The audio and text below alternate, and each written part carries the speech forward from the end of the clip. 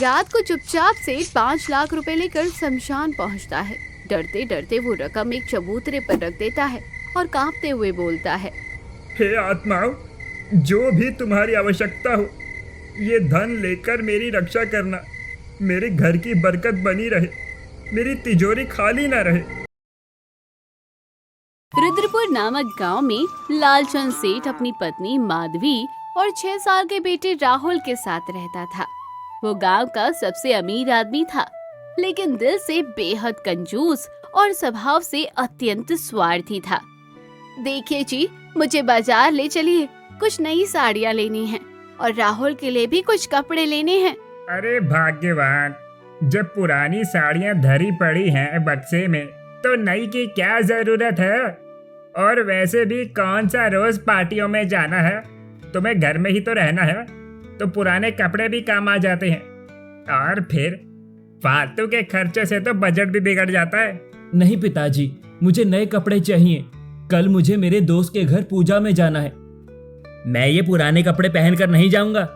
सब मेरा मजाक उड़ाते हैं, कहते हैं जिसके पिता के पास इतना पैसा है वो हमेशा एक ही कपड़े क्यों पहनता है। अरे बेटा, लोगों की बातों में मत आ। उन्हें हमारी दौलत से जलन होती है, इसीलिए उल्टी सीधी बातें करते हैं। नहीं पिताजी, उन्हें आपकी दौलत से नहीं, आपकी कंजूसी से शिकायत है। और अब तो हमें भी होने लगी है। मम्मी, मैं जा रहा हूँ, मुझे कुछ नहीं चाहिए इस घर से। राहुल गुस्से में बाहर चला जाता है। देखा जी, इतना धन किस काम का, जब अपने ही बच्चे दुखी हो, बीवी बच्चे अगर खुश ना रहे तो उस दौलत का क्या मतलब। अरे भाग्यवान, मैं कमाता हूँ, मेहनत करता हूँ, पैसे उड़ाने के लिए नहीं, संभाल कर रखने के लिए करता हूँ। अरे जो थोड़ा है उसी में ही काम चलाओ ना। इतना कहकर लालचंद वहाँ से चला जाता है।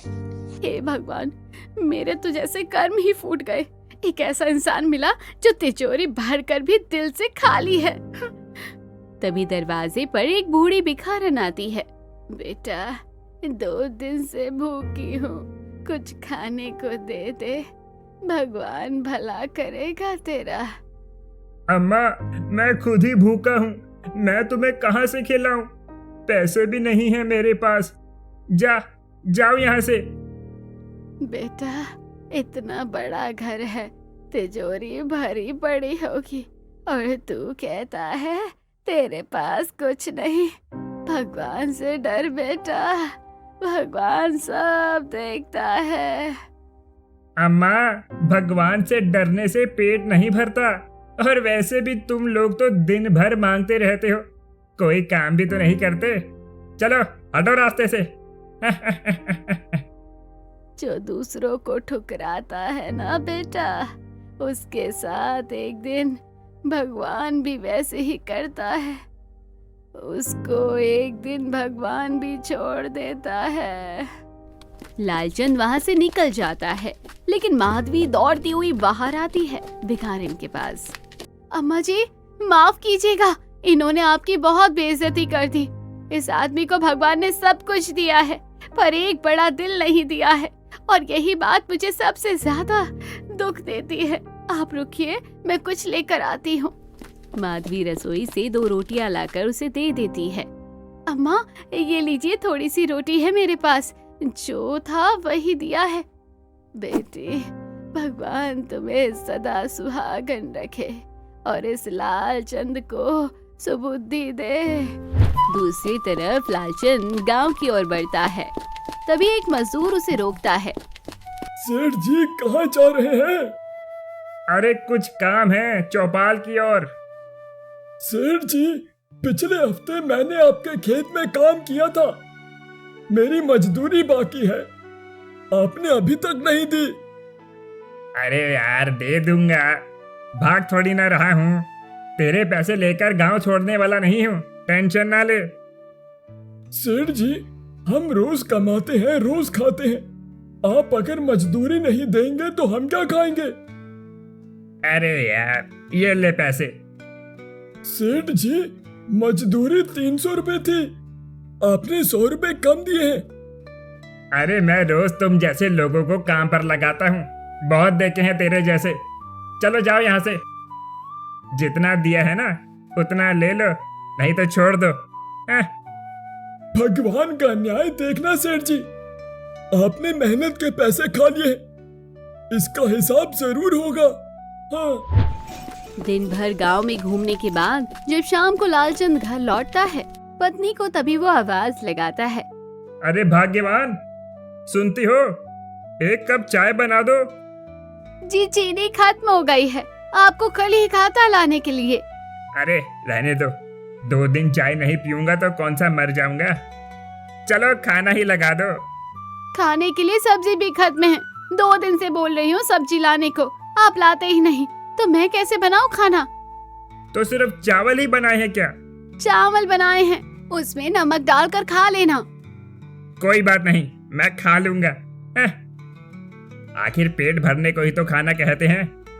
अब क्या कह रहे हो जी? सिर्फ चावल तुम खा लोगे और मैं और राहुल कैसे खाएंगे? राहुल अभी बच्चा है, उसे हरी सब्जियों की और दाल चीनी की भी जरूरत पड़ती है। तुम तो खाने में भी कटौती करते हो। इस तरह कब तक हम सबका दिन चलता रहेगा? अरे भाग्यवान, इतनी अच्छी तो तुम्हारी जिंदगी है, इतना अच्छा घर है, दिन भर बैठी रहती हो और खाने को भी मिल जाता है, बाहर कुछ काम भी नहीं करना है, तो जिंदगी में और क्या चाहिए तुम्हें? हैं? बस तुम्हें तो इतना ही दिखता है, और कुछ दिखे या फिर ना दिखे, मेरे तो कर्म फूट गए हैं जो तुमसे शादी हुई है। अरे तो भगवान को क्यों कोसती हो? अपनी किस्मत को शुक्र मनाओ। जब मेरे जैसा पति मिल गया और तुम्हें सेठानी बना दिया, सेठानी क्या? इतना कहकर लालचंद सेठ वहाँ से चला जाता है। माधवी रोने लगती है और गुस्से में खाना भी नहीं खाती, फिर सो जाती है। सुबह होते ही माधवी को तेज बुखार हो जाता है, जिससे वो उठ नहीं पाती। तभी लालचंद सेठ वहाँ आता है। सुनिए जी, मुझे बहुत तेज बुखार और गले में दर्द हो रहा है, आप हकीमा साहिबा को बुला दीजिए ना, शायद वो कुछ दवाई दे देगी तो मैं ठीक हो जाऊंगी। अरे इतने से बुखार में हकीम साहब को क्यों बुलाना है? बुखार और खांसी ही है ना। रुको, मैं तुम्हारे लिए काढ़ा बना देता हूँ, जिससे तुम तुरंत ठीक हो जाओगी। अरे इसमें फालतू पैसे खर्च करने की क्या बात है? माधवी कुछ नहीं कहती। लालचंद रसोई में जाता है, काढ़ा बनाकर माधवी को लाकर दे देता है। ये बहुत कड़वा लग रहा है, आप इसमें क्या डाले हो? अरे इसमें चीनी डालनी थी, पर वो तो खत्म है, तो नमक ही डाल दिया, और काली मिर्च थी नहीं तो लाल मिर्च पाउडर डाल दिया। ऐसा भी कोई काढ़ा बनाता है क्या? काढ़े में मिर्च पाउडर कौन डालता है? अरे भाग्यवान, काढ़े में भी क्या होता है, सिर्फ गाल में तीखा लगना होता है ना। अब मिर्च पाउडर हो या काली मिर्च, इसमें क्या फर्क पड़ता है? कुछ दिन बीत जाते हैं। एक दिन माधवी गर्भवती हो जाती है, तो माधवी हकीम को बुलाकर जांच करवाती है। सेठ जी, आपकी पत्नी गर्भवती है और इसे अब ज्यादा देखभाल की जरूरत है। आप इसे अच्छा खाना दीजिए, दूध दही और सब चीज खिलाइए, जिससे बच्चा ताकतवर होगा और सेठानी भी ठीक रहेगी, और हरी सब्जियां तो बहुत खिलानी है। अच्छा ठीक है, मैं देख लूंगा क्या करना है। हाँ। हकीम चली जाती है। अब तो सब्जी ले आना, इस घर में नया बच्चा जो आने वाला है, इसके लिए पौष्टिक आहार चाहिए, नहीं तो बच्चा कुपोषित हो जाएगा और बीमारी पकड़ लेगा। अरे तुम क्या बोल रही हो? हकीम का काम है कहना। अब तुम ज्यादा टेंशन मत लो, बस 9 महीने की तो बात है, बीत जाएंगे। क्या माँ, सच में मेरा छोटा भाई आने वाला है? हाँ बेटा, तुम्हारा छोटा भाई आने वाला है, जिसके साथ तुम खूब खेलना और मस्ती करना। 9 महीने माधवी परेशान रहती है, सब्जी के लिए कहती रहती है, पर लालचंद कुछ नहीं सुनता। किसी तरह 9 महीने बीत जाते हैं। माधवी को एक सुंदर पुत्र होता है। ओहो, मेरा बेटा आ गया। देखो देखो कितना सुंदर है। तुम बेवजह इसको लेकर इतना गुस्सा करती थी, देखा हमारा बेटा कितना अच्छा है। अच्छा है, ये तो ठीक है जी, लेकिन अब ये छोटा बच्चा है ना, तो खर्च भी बढ़ेगा, तो आप अब कुछ कंजूसी मत करिएगा भगवान के लिए। अरे तुम फिक्र मत करो, मैं सब देख लूंगा। फिर ऐसे ही कुछ दिन और बीत जाते हैं। सुनिए जी, मुन्ना के लिए थोड़ा और दूध ले आइए। आधा लीटर में कुछ नहीं होता, उसी में राहुल को भी देना होता है। और मेरा शरीर भी दिन ब दिन कमजोर होता जा रहा है। कम से कम 1 लीटर दूध लाया कीजिए। क्या कह रही हो तुम? इतने पैसे नहीं है मेरे पास। आधे लीटर में ही जैसे तैसे सबको दे दो और उसमें थोड़ा पानी मिला दो तो सबको बराबर मिल जाएगा। क्या बोलती हो? आप कभी नहीं सुधरोगे, हर बार कोई ना कोई बहाना बना देते हो। आपको तो अपनी बीवी बच्चों की बिल्कुल परवाह नहीं है। माधवी गुस्से से उठकर वहाँ से चली जाती है और अपने आंसू छिपा लेती है। फिर कुछ दिन ऐसे ही बीतते चले जाते हैं। मुन्ना की तबीयत फिर से बिगड़ने लगती है। उसका शरीर गर्म हो रहा था और वो कुछ खा पी नहीं रहा था। माधवी चिंता में पड़ जाती है। वो लालचंद से फिर जाकर कहती है, जी मुन्ना की तबीयत बहुत खराब हो रही है, कुछ पैसे दे दीजिए, मैं हकीम जी को बुला लाऊंगी, वो कुछ दवाई देंगे तो शायद ठीक हो जाएगा। अरे हर बार वही बात, बुखार तो वैसे ही उतर जाता है। खान पान का ध्यान रखो और ज्यादा चिंता मत करो। इतनी बार हकीम को बुलाना पड़े तो कर्ज ही चढ़ जाएगा। कर्ज से तो अच्छा है कि बच्चा सही सलामत रहे, लेकिन आप तो कोई बात समझना ही नहीं चाहते। लालचंद बिना जवाब दिए वहाँ से चला जाता है। फिर मुन्ना की तबीयत और खराब हो जाती है। वो अब रो ही नहीं पा रहा था। माधवी घबरा जाती है। रात भर वो उसे सीने से लगाए बैठी रहती है। अगली सुबह थकार कर वो मुन्ना से कहती है, बेटा देख ना, तेरे पिता और मेरे पति को हमारी कोई फिक्र नहीं है। वो समझते हैं कि हम दोनों बस बोझ हैं उनके लिए। तेरे पैदा होने पर भी उनके चेहरे पर कोई चिंता नहीं थी। कभी पूछा ही नहीं कि मुझे क्या चाहिए। तू छोटा है, तुझे दूध चाहिए, पौष्टिक खाना चाहिए। और मैं भी खुद कमजोर होती जा रही हूँ, मगर उनको तो कोई फर्क नहीं पड़ता। उनकी तिजोरियों में सोना भरा पड़ा है, मगर हमारे लिए 1 गिलास दूध नहीं मिलता। बेटा, चाहे तेरी किस्मत भी मेरे जैसी ही है, हम दोनों को ही उनके प्यार से वंचित रहना है। कभी कभी तो सोचती हूँ कि क्या यही जीवन है जहाँ कोई अपना भी पराया लगे। तभी राहुल कमरे में आता है। क्या हुआ माँ? मुन्ना की तबीयत अब तक ठीक नहीं हुई क्या? उसकी हालत देखकर तो मेरा दिल बैठा जा रहा है। कुछ भी समझ में नहीं आ रहा कि क्या करूं। क्या पिताजी ने हकीम को बुलाने की बात मानी या फिर वही पुरानी कंजूसी? नहीं बेटा, तुम्हारे पिताजी तो आज वैसे ही हैं। हकीम का नाम सुनते ही उनका चेहरा लाल हो जाता है, और तो और जैसे किसी ने आग लगा दी हो। खर्चा सुनते ही उनकी नसें तन जाती हैं और वो गुस्से में सब कुछ भूल जाते हैं। उनके लिए तो मुन्ना की बीमारी से ज्यादा चिंता पैसों की है। तो फिर हम कब तक ऐसे रहेंगे माँ? ये कोई जिंदगी है क्या? ना मुन्ना की दवा आ रही है, ना खाना ढंग से बन पा रहा है, और ऊपर से पिताजी हर दिन किसी ना किसी बात पर चिल्लाते रहते हैं। हम सब जैसे इस घर में कैद हो गए हों।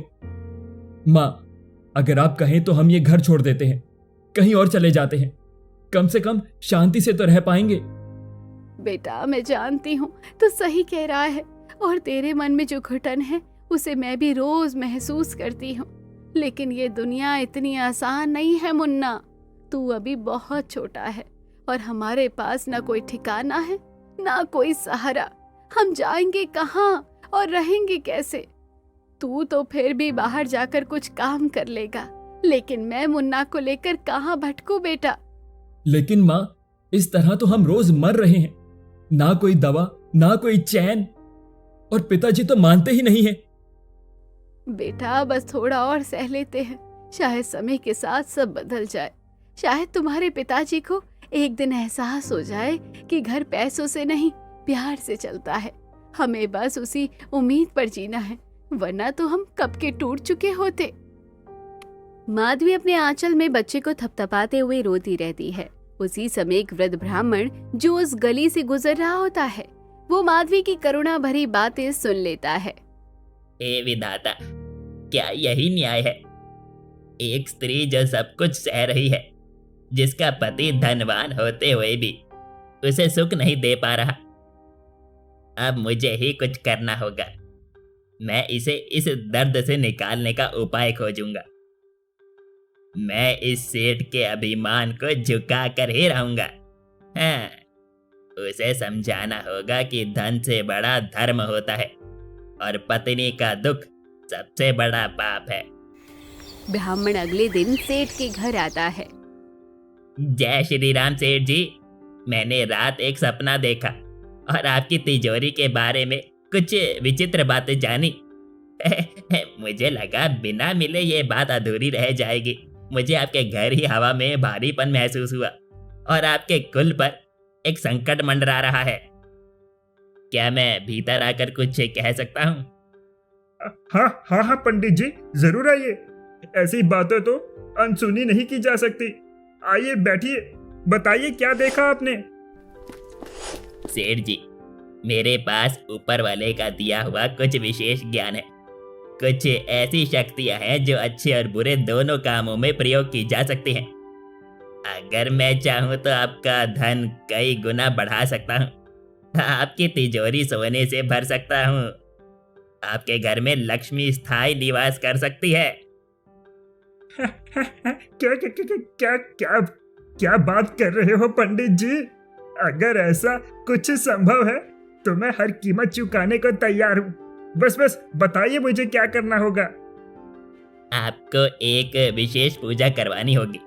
उस पूजा के लिए कुछ दुर्लभ वस्तुएं और तैयारी चाहिए, जिसका खर्च 1 लाख रुपया है। अगर आप इसे दे दें तो मैं तुरंत काम शुरू कर दूं। 10 दिन के भीतर आप खुद देखेंगे धन कैसे बरसता है। 1 लाख? वो तो मैं अभी दे देता हूँ।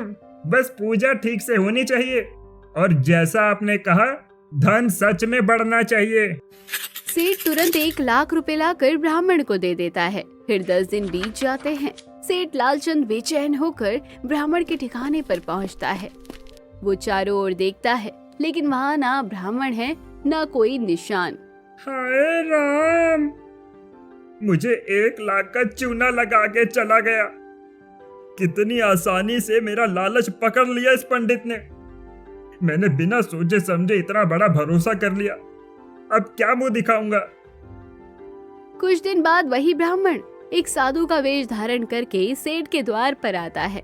उसका चेहरा अलग था, लेकिन आंखों में वही चमक है। सेठ उसे पहचान नहीं पाता। सेठ जी, आपके धन पर संकट आ चुका है। जो थोड़ी सी दौलत आपके पास बची है वो भी अब ज्यादा दिन टिकने वाली नहीं है। ये कोई सामान्य बात नहीं है, ये आत्माओं का प्रकोप है। कुछ अनजानी भटकती आत्माएं आपके धन पर अधिकार चाहती हैं। हे बाबा, आप कौन हैं और ये कैसी अनहोनी की बातें कर रहे हैं? मेरा धन तो अभी ठीक ठाक है। आप ऐसा क्यों कह रहे हैं? पुत्र, ये धन कुछ ही समय का मेहमान है। अगर तुमने मेरी बात न मानी तो ये भी तुम्हारे हाथों से रेत की तरह फिसल जाएगी। धन को बचाना है तो एक कठिन कार्य करना होगा। तुम्हें 5 लाख रुपए लेकर 1 रात शमशान में रखने होंगे। वहीं उन आत्माओं की तृप्ति होगी जो तुम्हारे धन पर बैठेंगी। अगर तुमने ये नहीं किया तो सब कुछ छीन जाएगा। 5 लाख तो बहुत बड़ी रकम है, लेकिन अगर ये सच है कि मेरा बाकी धन भी चला जाएगा तो शायद ये देने में ही भलाई है। मैं इतना खतरा नहीं ले सकता। मैं शमशान जाकर ये रकम रख आता हूँ। रात को चुपचाप सेठ 5 लाख रुपए लेकर शमशान पहुंचता है। डरते डरते वो रकम एक चबूतरे पर रख देता है और कांपते हुए बोलता है, हे आत्माओं, जो भी तुम्हारी आवश्यकता हो ये धन लेकर मेरी रक्षा करना। मेरे घर की बरकत बनी रहे, मेरी तिजोरी खाली ना रहे। वो डरते डरते वहां से लौट जाता है। दूर एक पेड़ के पीछे वही ब्राह्मण जो अब साधु के वेश में था, पैसों की गठरी उठाकर मुस्कुराते हुए अंधेरे में गायब हो जाता है। फिर से घर आता है। आप इतनी रात को कहाँ से आ रहे हो? कुछ नहीं, वो शमशान घाट गया था, वहाँ 5 लाख रुपए डाल कर आया हूँ, नहीं तो मेरा सारा धन गायब हो जाता। आप क्या कह रहे हो जी? 5 लाख आप शमशान घाट में डाल दिए हैं? आपको किसी ने मूर्ख बनाया है। अरे भाग्यवान, तुम चुप हो जाओ। वैसे ही मेरा दिमाग खराब है और ऊपर से तुम मेरा दिमाग और खराब कर रही हो। चलो जाओ यहाँ से। इतना कहकर लालचंद सेठ माधवी को वहां से भगा देता है। फिर कुछ दिन बीत जाते हैं। फिर एक दिन सेठ लालचंद की दुकान पर एक दिन अचानक एक चमकीले कपड़े पहने जादूगर प्रवेश करता है।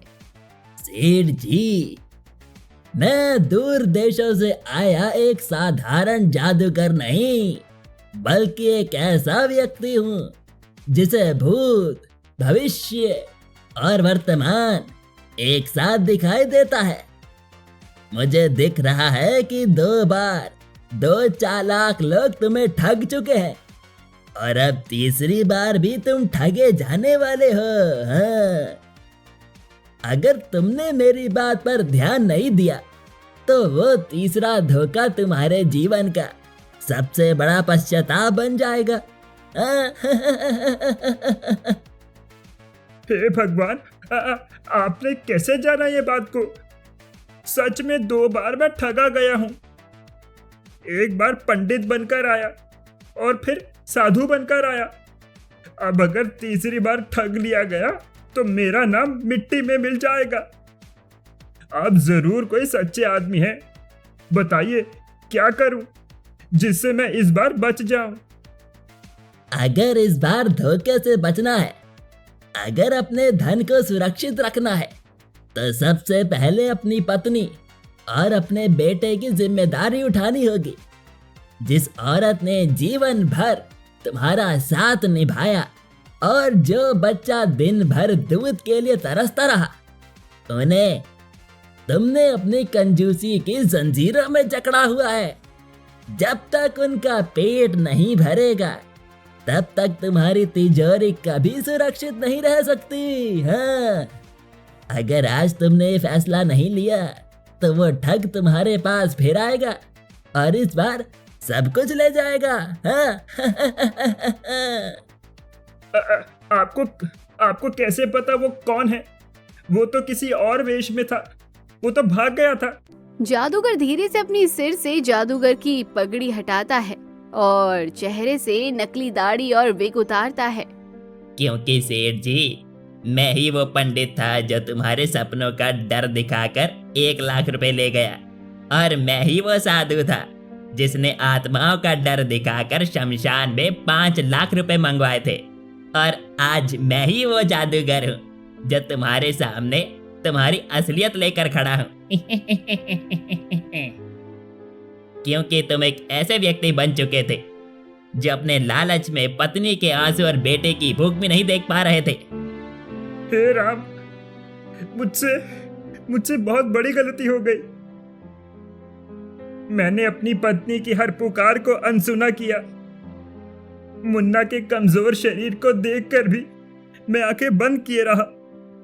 मैंने सच में जीवन का सबसे बड़ा पाप किया है, और इसीलिए आज मुझे मेरी ही गलती का आईना दिखाने कोई और नहीं, वो व्यक्ति आया जिसने 3 बार मुझे अलग अलग रूप में ठग कर मेरी सोच बदल दी।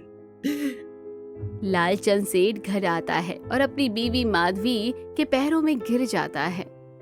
माधवी, मैं वादा करता हूँ आज के बाद कभी कंजूसी नहीं करूंगा। तेरे लिए हर जरूरत का सामान लाऊंगा, मुन्ना को दूध पिलाऊंगा, दवा दिलाऊंगा, खिलौने भी लेकर आऊंगा, राहुल के लिए नए कपड़े लाऊंगा। और अगर मैं फिर से कभी कंजूसी में पड़ गया तो वही बाबा मुझे फिर से आकर सबक भी सिखाएंगे। इससे अच्छा है मैं आज ही अपनी सोच को बदल लूं और एक अच्छा पति और पिता बनूं। बस अब यही बहुत है। आप सुधर गए, यही मेरे लिए सबसे बड़ी दौलत है। अब घर में तिजोरी नहीं बल्कि प्यार और अपनापन भरेगा। अब सेठ लालचंद रोज 1 लीटर दूध लाने लगा है। वो माधवी और बच्चों की जरूरतों का ध्यान रखने लगा है, और दूर खड़ा ब्राह्मण मुस्कुराता है और चुपचाप वहाँ से चला जाता है।